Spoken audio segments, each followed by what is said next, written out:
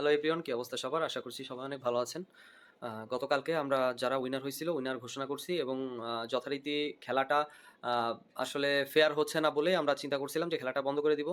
দেন আমরা বন্ধও করে দিছিলাম। দেওয়ার পরে অনেকেই রিকোয়েস্ট করতেছে যে, "ভাইয়া খেলাটা আবার চালু করেন, দাদা খেলাটা আবার পুনরায় চালু করেন।" আমরা এতদিন ধরে আশা করেছিলাম। তো সবার কথা চিন্তা ভাবনা করে আমরা পুনরায় আবার খেলাটা চালু করছি। কিন্তু আমরা যে প্রসেস গুলো বলছি, যে রুলস রুটিন গুলো বলছি, সেগুলো যদি আপনারা মেইনটেইন করে না চলেন, তো আপনাদের কিন্তু ব্লক দেওয়া হবে সরাসরি। ঠিক আছে? কারণ খেলা আমি দিতে চাচ্ছি কিসের জন্য? যাতে করে আমাদের পেজটা রিচ করে, আপনাদের একটা শেয়ারে আমাদের পেজটা যেন আরো রিচ করে, মানুষের কাছে পৌঁছায়, এর জন্য।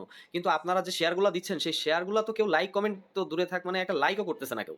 তাইলে আপনাদের যদি মনে করেন এভাবে জিনিসটা র‍্যাংক না করে, তাইলে আমার এখানে লাভ কি? আবার অনেকে ফেক পেজ থেকেও মনে করেন খেলতেছে, যাদের কোনো ছবি-টবি দেওয়া নাই, নিজস্ব কোনো ছবি নাই, ঠিক আছে? প্রোফাইল থেকে। এখন কথা হলো যে যারা খেলবে তারা আমাদের এই নীতিমালাটা অনুসরণ করতে হবে। আমাদের পেজে পোস্ট করা হইছে, সেটা অবশ্যই খেয়াল করতে হবে, ঠিক আছে? এই যে কনটেস্ট খেলা সম্পর্কে কিন্তু আমরা একটা লিখিত পোস্ট করছি। এই লেখাটা আপনারা ভালোভাবে পড়লে হয়তোবা বুঝতে পারবেন। এখানে সব বিস্তারিত আমাদের যে রুলস রুটিন গুলো আমরা সব বিস্তারিত আকারে দিয়ে দিছি। অবশ্যই এটা খেয়াল করে পড়বেন এবং দেখবেন, সেই অনুসারে খেলার চেষ্টা করবেন। নতুবা আপনারা কিন্তু বাদ যাবেন। এই দেখেন, এইখানে মাত্র ১১ টা লাইক, ২০ টা কমেন্ট। এখানে আমারও কিছু কমেন্ট করা আছে। যাই হোক, কমেন্টটা বিষয় না।